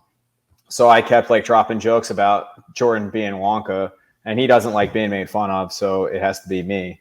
We forgot to invite him tonight, huh? Did we forget? Did he forget to show up? I think he got invited like 3 separate times. Right. 3 separate people. Yeah, it doesn't like to be in the limelight.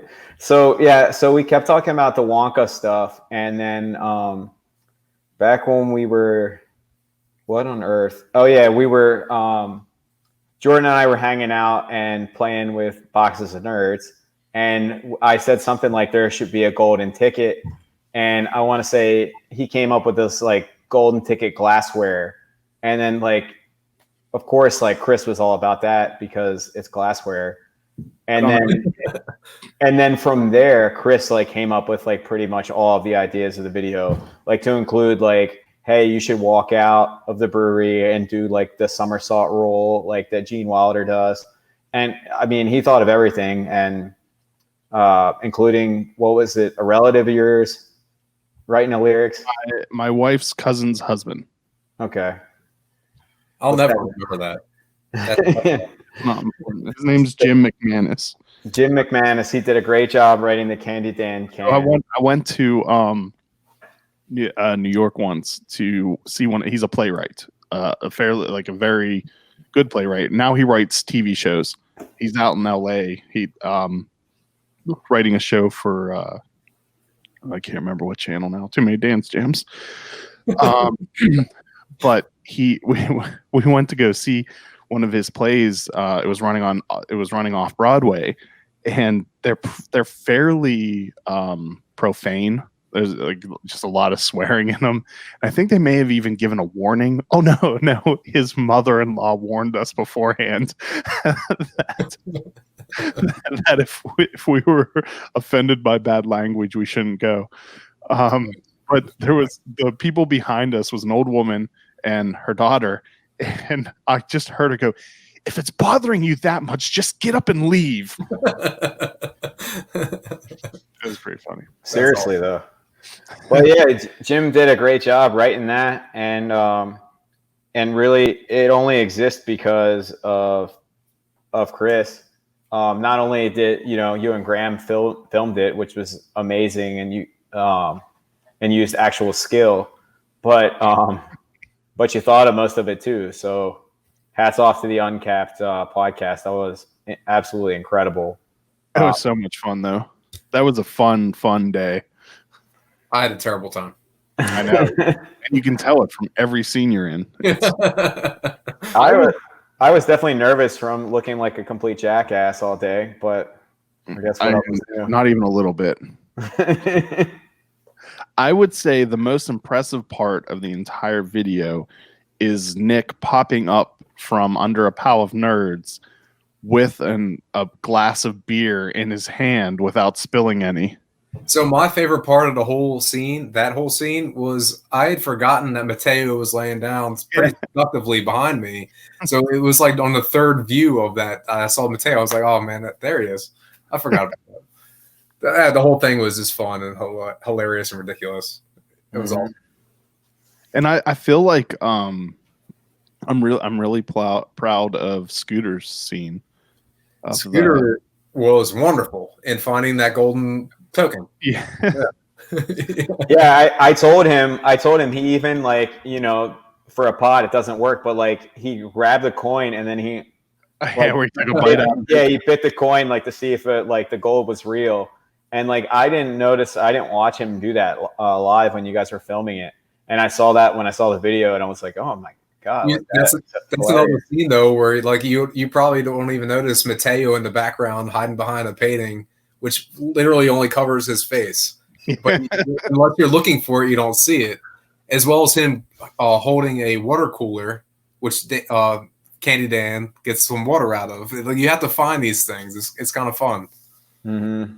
We're all about the Easter eggs and the shaming of my entire life, and you know. But yeah. I feel like people have enjoyed the video. I haven't seen any mean comments yet, so that's always nice. No, absolutely no one has said like you guys suck, like this video sucks. One of my buddies now there will be one. I mean, I'm kind of getting there. My one buddy that did live in Chicago, we would go stay at his place when we would go to see the Pearl Jam. He just messaged me like, so apparently singing and dancing now is a thing that you do, and I was just like, not I don't know. Yeah, I was like, I know. I was like, I mean, it's our business, it's our livelihood, and it's hilarious. So if it helps us to take the lead. Yeah, I was like, congrats. I was like, look, I'll do it. I'll do anything for content if it's, you know, it helps the business. And I don't know what else to say. I was impressed by your forward roll. Or whatever the official name for that move is. Yeah, thank you. That was the least embarrassing thing that I did the entire day. So, and my rear end was sore. Much like bruised, would you say? Yeah, I didn't check this time, but my peach did seem bruised for about 5 to 6 days after, because we did that roll like 4 or 5 times because I wasn't rolling like straight into Graham, and Graham was like a little too close. I'll be honest, it got better each time. It did. It improved. Yeah. There were some problems that arose that we didn't completely think through with the video, like when we told you to just pop up to read the line because you were nervous about reading, like saying your lines after performing your stunts. You pop up wearing the hat even though it was in your hand in the previous scene. Well, I mean, you could have just been really fast with putting the hat on. That's probably what actually happened. I think that's yeah. We might not win any SoCans with this performance, but I don't know.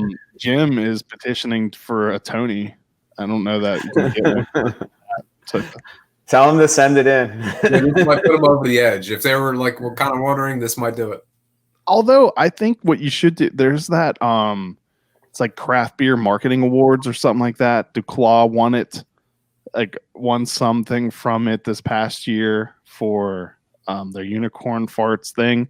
You definitely should enter that competition with the video. Well, you're gonna have to find that for us, but after that, absolutely. Why not lose my dignity a little further distributing that video? Well, because there's a whole encompassing campaign around the whole release of the beer. You did the video, you did the Instagram and Facebook giveaway of the glassware, you did the silver coin, gold. God, I'm an idiot. Gold coin. We're not rookies here.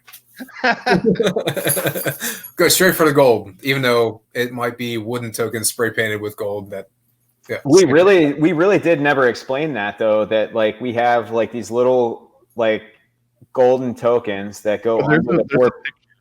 Oh no, actually no, that doesn't explain the tokens either. Yeah, And- it goes under the 4-pack holder, and if you when you buy your Candy Dance jams in our releases, we like randomly place some under people's 4-packs when we're packaging, and so if you're lucky enough to crack your beer out of the 4-pack holder, and you get a gold coin, it says it has a Dance Jams logo. It says redeem in the tap room.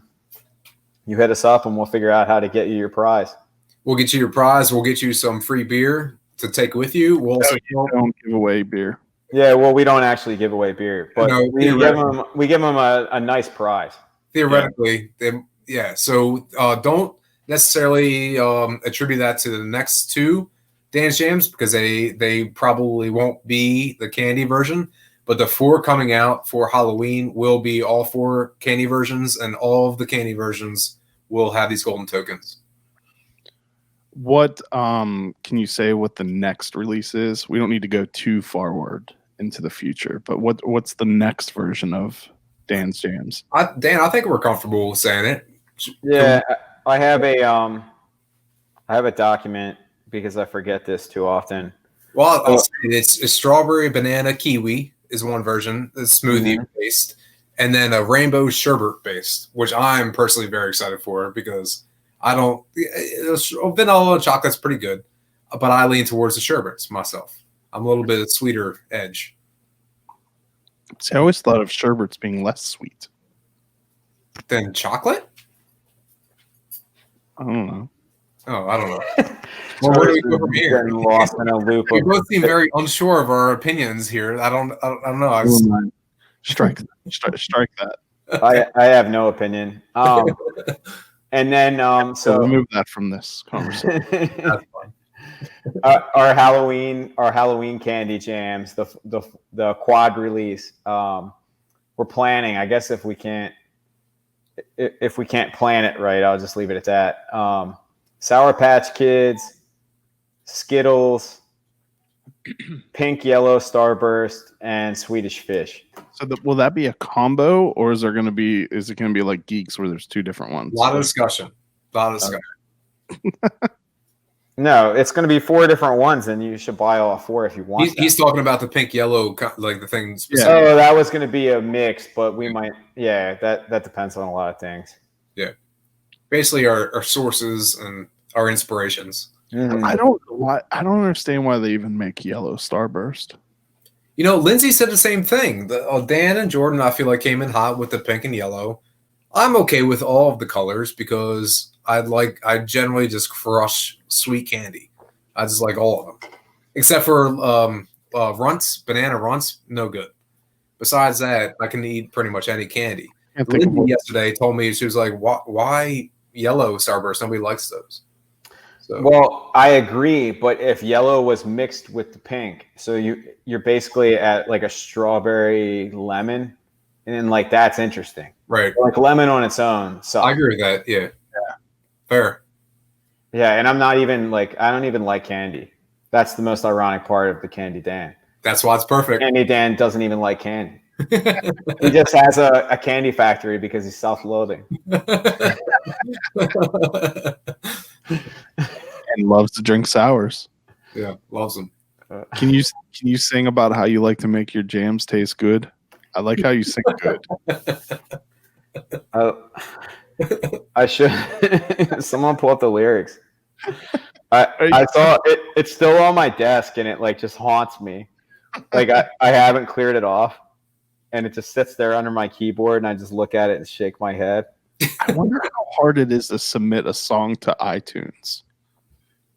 You want to submit this on iTunes? Yeah, I want to make the Candy Dan available on iTunes. Wonderful, yeah. Or like could be yours for free. Actually, I guess I could just upload it as a podcast, and it's readily available. Put it on God, or and it's just available everywhere. What do the kids listen to? Spotify. Nickelback. I think I'm on Spotify. But you probably are. Who can take a gummy? There it is. Oh man, I'm done. I'm it done. takes me back. No, wait. Hold on. No, I will dive in because we'll break news and spill tea, and then other people can't do it. I'll sing just in the name of this. Semecta Cooler 2, sour in the kettle with the nerd or two. So Ecto Cooler, let's talk about that one. Because no other brewery could do that because we're going to do it, right? I mean, breweries in Pittsburgh might have done it. I mean, yeah, I don't think anyone came out with a beer named Lacto Cooler. It hasn't been. Jordan wants it. It's probably already exists. Jordan wants to call it Ghostbusters. Ghostbusters? Yeah, even though it really won't be a Goes, which is we're gonna have to argue that point with him. But yeah, we want to make something in honor of the Ghost, or he wants to do it in honor of the Ghostbusters movie. I wanted to just have it come out in October because Ghostbusters says Halloween to me. But there's one point that we've also discussed behind the scenes that kind of refutes that a little bit, and I think helps us because it's not going to be out in time for Halloween. But the new Ghostbusters movie got pushed back because of COVID to next year. So I think that we can time it better with that. But it's happening regardless. There are only 24 beers named Ghostbusters on Untapped. Someone tell that to Jordan. I don't know. It doesn't matter. We'll call it what we want. There's no original ideas left. Yeah, I would say there's nothing wrong with doing a Goza inserted into the Dan's Jam series, especially if Dan has a problem with it. We're going to do it. Play the whole thing. Yeah, but is Jordan going to salt it? Because if he doesn't salt it, then you're a liar. That's true. Not arguing with that. That's an off-camera discussion, but you're cool. Jordan should have tuned in so we could have chimed in on this thing. No, I'm sure he's listening. Yeah. I don't think he even responded to our message. No, he's going ghost the rest of the night. Don't worry. He's going Gozo the rest of the night. The Goza.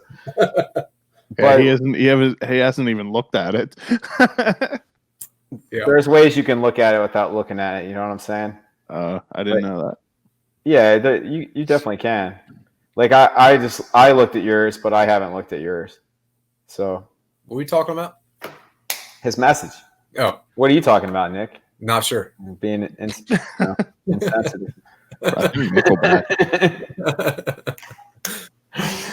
But anyway, we have some fun ideas with that one. Like I think that one is going to seriously take the cake if we do everything that like we hope to do. Like I think that one's going to blow the doors off of Sour Gummy and all these candy jams that we're about to do. Like I think that one's going to make people's like heads explode. I ordered some glassware that'll probably work really well with it. I have no doubt.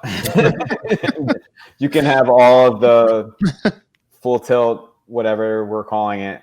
I think there needs to be another special Sans Jams release with Sans Jams glassware. Oh, what's Nick say?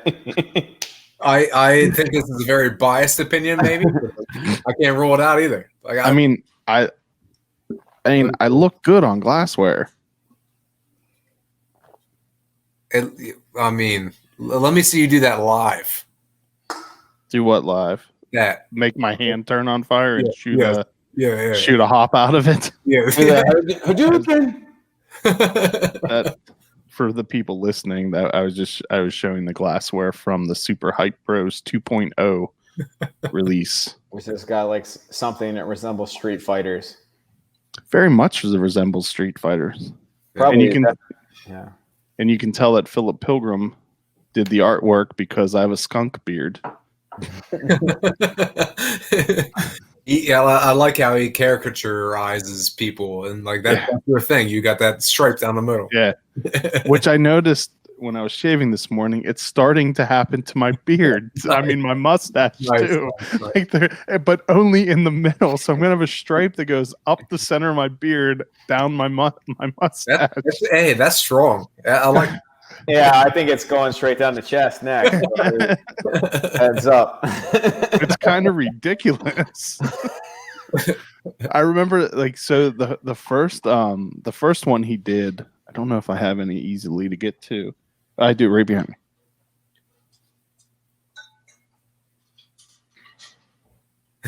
The first one he did was of me was Super Hype Bros 1.0.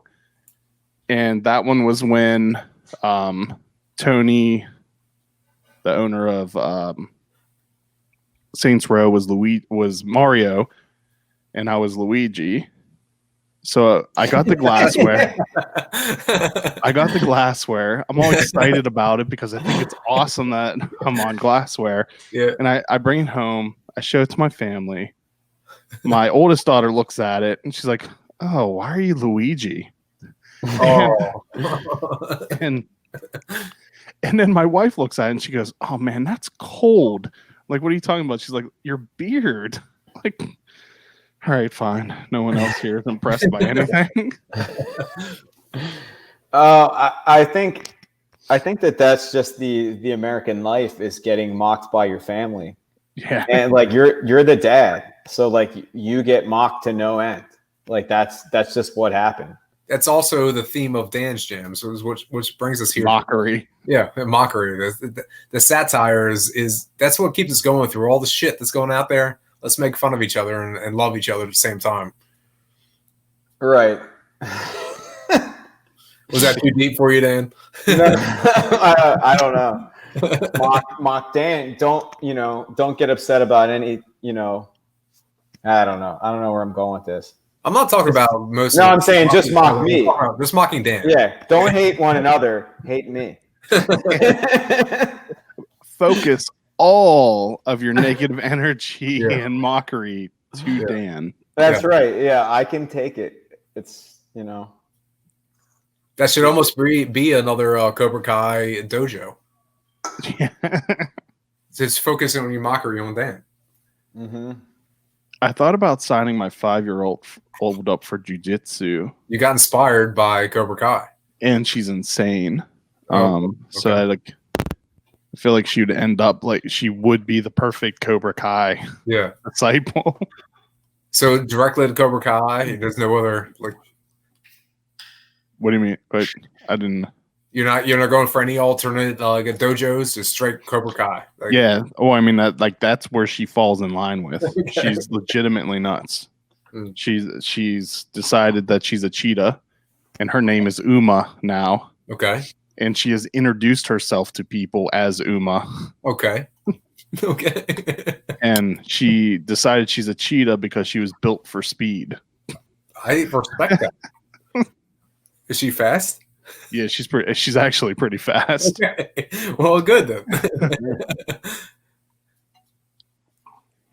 Do we have anything else to cover? Probably. I think I get distracted by this whole Cobra Kai thing because you know what else I'm in tune to right now, big time, is The Boys. Have you guys seen that at all? I haven't watched that. No. Oh my goodness. Oh, is it good? It's incredible. So I recommended to you the other day, Cobra Kai. I will say this: if you dive into The Boys at all on Amazon, don't watch it with your kids around. It's the most graphic thing you will ever see, ever. Wow. I'll give a little spoiler because it's not that much of a spoiler. In the middle of the first season of The Boys, I'm watching this by myself. Lindsay's not a part of this because I know she's gonna hate it. The one like sea-driven like Aquaman version in this thing is trying to like rescue a dolphin, gets in an accident. The dolphin flies through the windshield, explodes on the road, and gets run over by another truck. And this is literally the moment. My wife's on the phone talking to her sister. It's literally the first moment she's seen this show. She sits down and she looks up. And she was like, "What the f was that?" And that was the first and only time she's ever seen this show. And it's basically superheroes if they were actual people with actual problems. And it gets pretty weird. Hey, wait, real quick. Let's take one more quick sponsor break. And then we can wrap things up. Sounds good. I will be right back. Uncapped is brought to you with support from McClintock Distilling, Maryland's first and only organic certified distillery. They are well known for their award-winning gin and are rapidly growing a name for themselves for their Matchstick Bourbon and Boot Jack Rye Whiskey that have both won double gold at international spirits competitions. You can visit them in historic downtown Frederick along Carroll Creek for tours and tastings. Go to McClintockDistilling.com for more information. All right. What were we talking about? The boys or something like that. Yeah, The Steelers are now winning 16-10. I saw that. There's 20 game left. There's almost 2 halves or 2 quarters left. I don't know if I can stay up that late now that I'm this drunk. You've been sipping on the same bluish greenish beer for a little while though. I have. I'm gonna follow. I'm gonna end it up with Roy. right. Actually, I think you should tell the story of Royale with cheese. There I don't know. much of a story. It's just like Pulp Fiction is one of the greatest films of all time. We wanted to make a Pilsner beer. We're like, all right, let's theme it off this. Let's make a corn lager. Dan can dive into that a little bit more. And so we made a freaking corn lager based off a badass movie. And there it is. We think it came out extremely smooth and awesome. And we're pumped about it.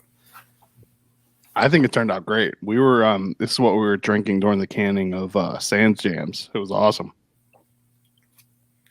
Yeah, I forget how long that beer's been lagering because I'm like, what is he talking about? Sans Jams? Because I was drinking that during the can of Geeks.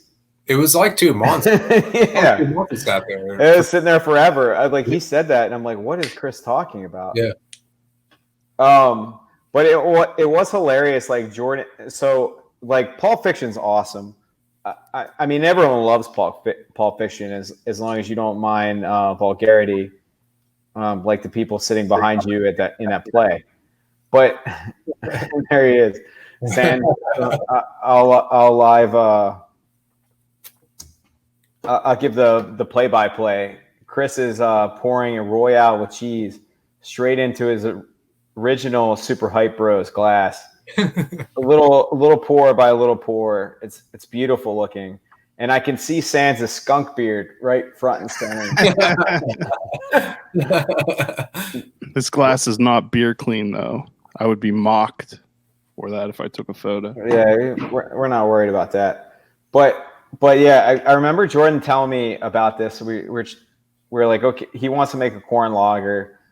Like, I like having light lager at the bar. Like, we're a tap room, so like you need to have drinkable stuff. And he tells me we're gonna call it Royale with cheese, and I'm like, okay, explain that to me. And he goes, well, it's American, like a Big Mac, and like so because the metric system. Yeah. No, wait, yeah. He's like, it's American, like the Big Mac, and I'm like. You're talking about Pulp Fiction. It's the quarter pounder because like it's not the Big Mac. It's the McDonald's. But like the whole point is like Jordan's explaining it to me, and he's talking about the wrong cheeseburger. And I'm like, I get it, but then you're explaining what the burger is in France, and where does France play into this? Like, well, everyone knows the French are known for their corn lagers. Oh, is that it? Yeah. I mean, I don't know. I think Jordan had too much to drink while he was thinking of this. But I mean, like, my screen doesn't focus like Chris's, but it also doesn't blur like Chris's either. It's a consistent, like, mediocre. But like, yeah. See, look how long, like, for the people not listening on podcast. Like now, it's beautiful. Yeah, like Chris like records in like 4K, but it takes him forever to focus. Or like mine just always like a straight mediocre. but I mean, like you have Hops the Cat as John Travolta, and then you have Gruff the Goat as Samuel L. Jackson, as drawn by one Philip Pilgrim at Art and Ale on Instagram, and holding ears of corn instead of guns, because we don't promote violence. We promote feeding the hungry with corn, non-GMO, of course. And it's just hilarious. Like, and it kind of looks like the Pulp Fiction movie poster, and it's just It makes you laugh, and it makes you want to drink 10 of them. There's a Funny or Die video with Samuel L. Jackson. Funny or Die is still a thing. I haven't seen anything by them in a long time. It may be a really old video. I didn't see when it was done, and if I click on it, it'll start playing. So I don't want to click on it. But it's called Everything is Samuel L. Jackson's Fault, and it's hilarious. Like, it's just all these people coming up to him saying that they love this movie, and then blame like something that their kid has done because they watched that movie. That's awesome. So I feel like you have to tag that link somehow in this video, because now we're all wondering what this even is. But just Google Everything is Samuel L. Jackson's Fault. All right, fine. Don't put the work on me. All right, well, fine. Do something for yourself. Okay, fair enough. Have you ever seen the videos? I think they're from the YouTube channel Screen Rant, and they're called pitch meetings. No. Just pick a movie that you like and then tack pitch meeting on to the end of it. There's probably one for it, and they're absolutely hilarious. Is it a mockery, or is yes, 100% making fun of it? So it's like it's the same guy who plays both roles, but it's a writer pitching a meeting to a producer, and it's usually just like pointing out the absurdity of the plot lines of movies. So he'll say something happens, then the producer will be like, well, why would you do that? And then all right, so the first thing comes to mind, my favorite movie of all time, Shawshank Redemption. Does it have a Shawshank Redemption version of that? I feel like it has to, right? I have not watched one. Now I think you found one. Shawshank Redemption. I actually haven't watched Shawshank Redemption. You gotta be God. no longer friends, man. Like, what just happened? This went south real quick. I don't even like it as much as Nick does. Like, I think Nick likes it a little too much. But That's like if you're looking through the channels, like, not that you do that anymore, but like if you're to the point where you're like scrolling through and it's on, you watch it no matter what portion of the movie it's on, you just watch it. Yeah, it's on the level of Pulp Fiction. Like, it's that same era. It's the same. So wait, we'll a quick break from mocking me from it. But there is a part on that Samuel L. Jackson video about Shawshank Redemption, because the woman's like, and my son's in prison because he watched Shawshank Redemption, and Samuel L. Jackson's like, that wasn't even me. That was Morgan Freeman. Oh man, I didn't know that. That was not a purposeful segue. That's hilarious. But so like every time there's a sequel movie, like they'll say something and they'll like, and because money happened, and then they'll go on to right. So I highly recommend watching pitch meetings because they're hilarious. Well, that's why Shawshank was good, because they didn't feel like they needed to do a sequel. That's probably what it was. It's the one. Yeah, just leave it that. Did you guys know that Shawshank was written by Stephen King? I did not know that. I thought it was Green Mile. Are you? I could have been wrong. I think you're talking about Green Mile, which is also an amazing movie. Yeah, what an idiot I am. Put the Shawshank script up in the corner of the next Dance Jams if I'm wrong. Is there... Like, what an idiot Dan is. I honestly don't know, but I think the script. Yes, story by Stephen King. Redeemed. Well, then who wrote Green Mile? Stephen King. Oh, both of them? Yeah. Oh, okay, all right. Man, that dude's just up there in Maine, just writing like a fool. Yeah. I still haven't seen the new It 2. I saw the first one. Don't. It's awful. It is really horrible. It is so bad. In terms of just scary, or it's like there's no story. That stinks to hear. Okay. You keep waiting for something to happen, and it doesn't. Okay, that stinks. So don't wait. Just this is a big downer. Like, how do we come back from this?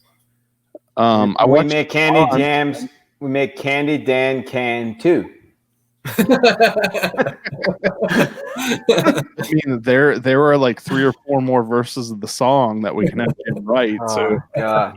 each one we could really just continue them so that like when we're done, if you edit all the videos together, you have the full song. I mean, I feel like we all need to hear more of Dan singing. I mean, that's what obviously the world needs that. Well, I know that that's not true, but I also know deep in my heart that we will make another video at some point. How much alcohol did that singing require? Oh man, probably more than what was consumed. We all needed more, including him. But wait, you're talking about to enjoy the listening, or are you talking about for me to sing? All the above.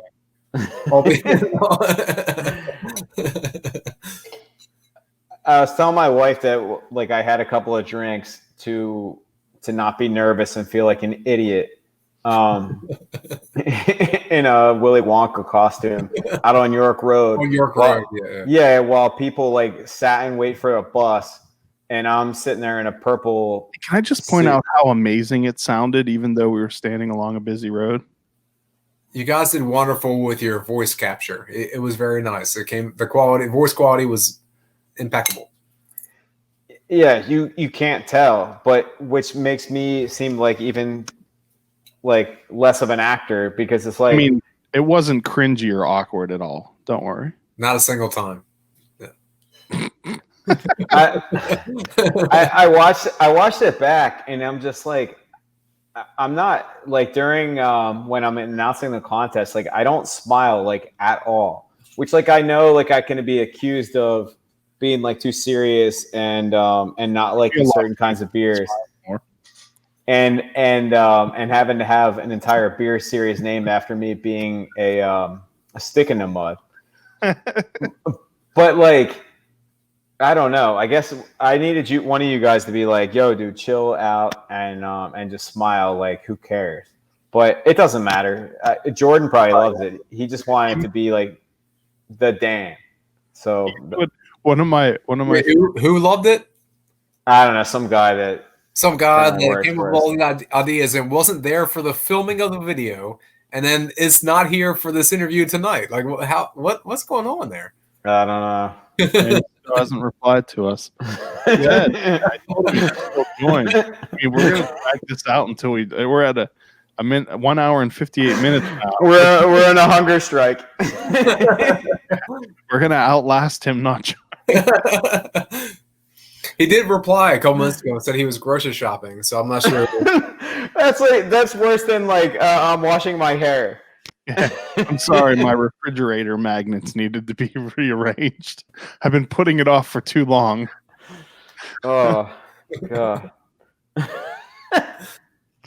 Jordan, can we get Weston Coast to call in before Jordan? Oh, I guarantee you, if I sent a text message with a link, he would be on in a second. There's no doubt in my mind. we don't have enough hours to go into that. We drink 1996 by Hysteria Brewing Company. The Giants are in the red zone. At this point, I just kind of want to shoot for the longest episode. well, We're not that far away. I'm in. I mean, I got nowhere to go. Well, we could talk about. We got a ton to talk about, man. Yeah, I mean, we could talk about more things that Chris Sands deserves credit for. We could talk about. Let's go with that. Or we could talk about like what the next Dan's Jam should be, and then you could take credit for them. Well, I've already given you like all my good ideas. I wrote them all down. If you want, I'll recite them. My favorite one is the strawberry pretzel Jello. That's happening for two. You said it, but I will say this, and I had to look back through history of texts and emails. Sands was first. I can't guarantee that because I can. I cannot because I might not have passed it along in her defense the first time she said it, but my wife has also passed along that same exact idea which I think is an incredible idea. It's the strawberry pretzel lemonade pie or pizza or whatever. Everybody calls it something different. There's different ways to do it. There shouldn't be lemon in it. It's strawberry, pretzel, and cream cheese. Well, see, that's where we differ. I think there's a couple different versions of like what that dessert is. Yeah, I'm sure there's variations of it. That would be a really good Sans Jams. No bias at all, right? People are saying. Many people are saying. Many people are saying that. I'm looking through like this ridiculous list. I have a Better Dan's Jams is in there. Yeah. That's an extreme callback. Well, I remember that's pretty good. Well, I said that to Bradley. No, well, yeah, I was saying it to Bradley. And then, like Jordan. I'm so happy you called him Bradley. Like, there's this ongoing thing. His name's Bretley, but some people can't get his name right. It's amazing. It's like the Bradley, but they can't spell it right. They can't say it right. That was perfect. So He's also the better Dan. Yeah. I can't remember if I was saying it to him or directly to Jordan, saying that I asked Jordan if he was going to make a better Dan's Jams, and he thought I was just asking him if he was going to make them better. So like I think for a split second he was like pissed off at me, like that I was implying that they weren't good enough. Yeah, why don't you just do better, man? Yeah, like why don't you just make them better? Oh, that's pretty good. Like that could almost been the jammiest title, but we'll have some fun with that. We'll do something with that. Yeah, there was the pretzel salad that was definitely on there, but the label idea is it should be Dan on the raft without a shirt, just 6-pack and completely ripped. And that can be the better Dan. Better Dan, like in real better Dan. Oh yeah. He's a bigger, more red, more strong version of Dan. Yeah. The better Dan's Jams label should have just Dan, like lesser Dan. Without a shirt, but like just completely ripped. I don't think I even referred to him as Lesser Dan. Like that's a mean dig. I mean, Bradley's pretty awesome, so I'm not even mad. Yeah, let's do all that. We got Better Dan's Jams, and then I don't know.